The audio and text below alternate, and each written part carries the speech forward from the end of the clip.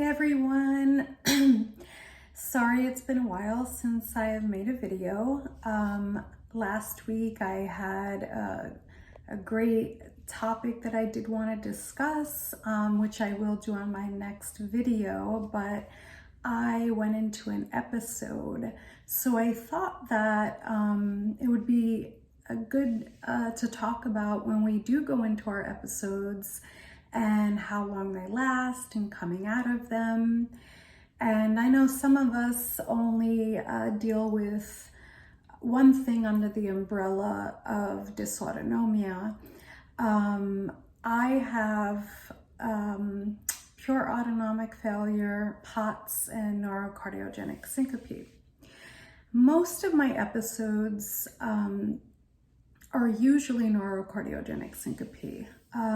But I went into a POTS episode about a week ago. Actually, I think it was the day after I had my port placement. So it was the day after my last video. And I figured, let's talk about that because we obviously have all gone into episodes and they are all so different, one from the other. Sometimes they can last a few days, sometimes a few weeks, even sometimes months. So I wanted to talk about like what kind of episode I had and see if any of you have had the same type. And I wanted, you guys to reach out to me and tell me if you have any suggestions for me or if you've experienced some of the same things. So how my episode started was the day after my port was placed. And as we all know, any type of stress can bring on an episode. So I started feeling like I was running and my heart rate was just so fast, and I was just laying down. And when I did check it, at that point it was like in the 150s, I think. And I just was feeling pretty crummy, and my brain fog was so bad this time. And a few days after I went into my episode, I tried doing a video to post on YouTube for you guys, and I literally must have start and stop the video at least 6 or 7 times because my brain fog was so bad that I could not even finish a full sentence without forgetting words and just trying to speak at all.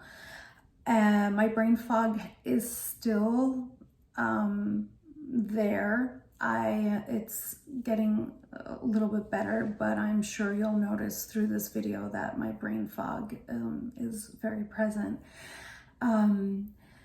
So during my episode, I was really dealing with a lot of tachycardia and shortness of breath, a lot of, I know TMI, but constipation, and at one day, I don't remember which day it was, I was feeling really off, like always when we're in an episode.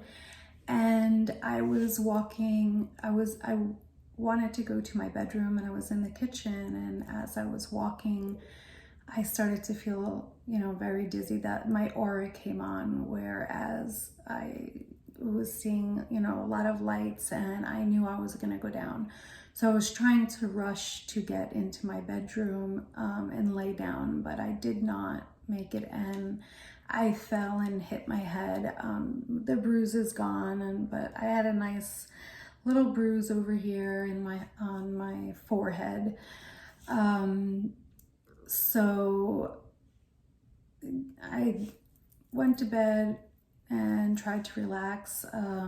Doing a lot of insomnia with this episode, but the brain fog was by far, in my opinion, the most aggravating to deal with, as well as the tachycardia.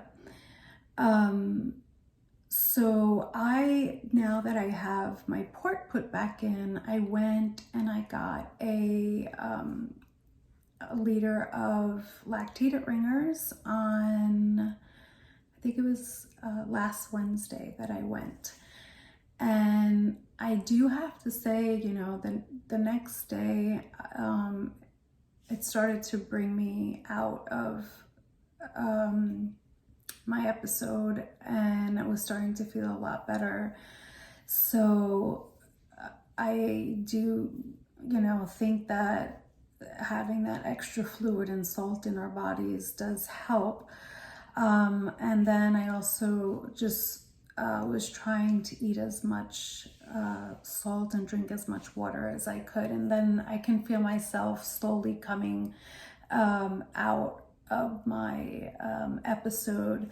And Thursday for Thanksgiving, I had a pretty good day, I would say, in all aspects. Pain, the tachycardia, brain fog, and my vitals were pretty good. So I was happy about that. Yesterday, Saturday, it was more of a kind of my body telling me, okay, the last couple of days you've done a lot. It's time to lay down and relax. So I did listen to my body yesterday and pretty much just took it easy all day and stayed in bed. And feeling a little bit better today, more energy. And like I said, the only thing I'm really dealing with is the brain fog, which is completely frustrating.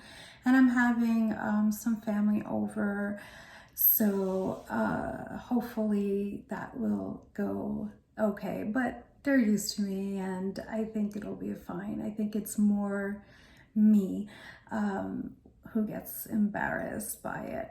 So with that being said, I just wanted you guys to weigh in and message me and tell me about some of your episodes. And this one was a pretty easy episode for me, I would say. I've had episodes that can last for months and be where I'm absolutely bedridden and just in horrible shape. So I was pretty lucky with this one.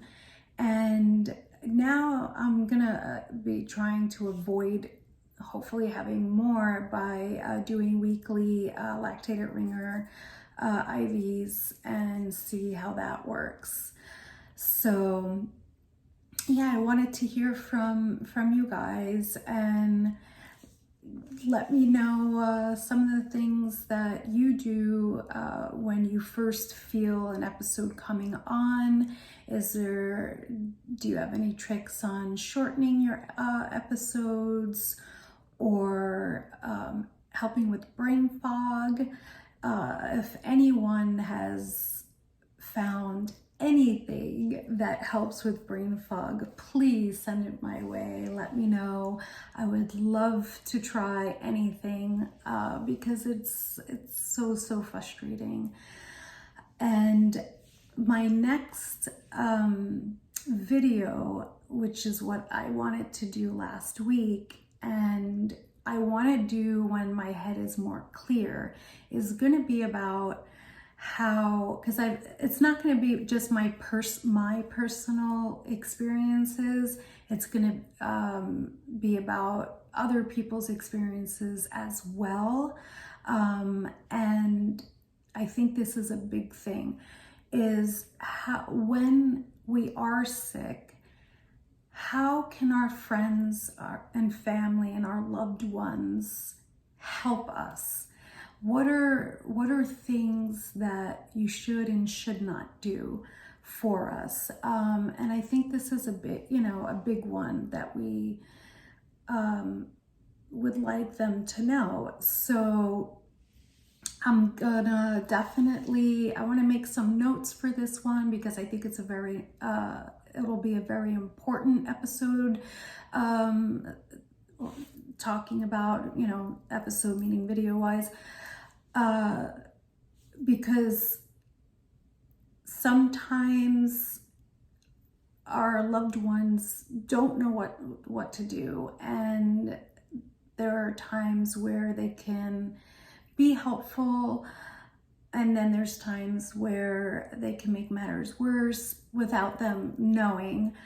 So I've actually, on a lot of the other support groups, I've seen a lot of talk about this, and I think it would be really beneficial for loved ones of dysautonomia patients to know how they can and cannot help us.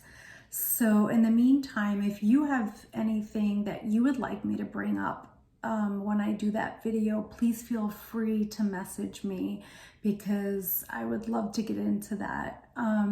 You can, if you want to use your name, feel free to. If you want to be anonymous, you could just tell me to stay anonymous.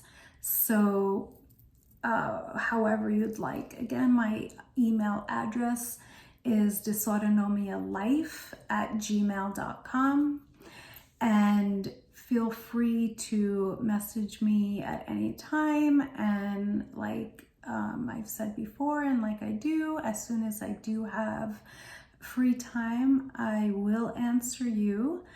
And thanks for, just tuning in and listening about my small little POTS episode. But I didn't want to go silent and you guys wonder, hey, she started this up and then she disappeared. So as soon as this brain fog clears up, this is something that a topic that I really wanted to get into. So I'm hoping that will be soon. So feel free, again, message me, send me anything you'd like to talk about, even for future topics. I'd love to hear from you, and I hope everybody had a wonderful Thanksgiving and didn't eat too much, because we all know how we feel after we eat. And I wish you all well, and I'll be talking to you again soon. Bye, guys.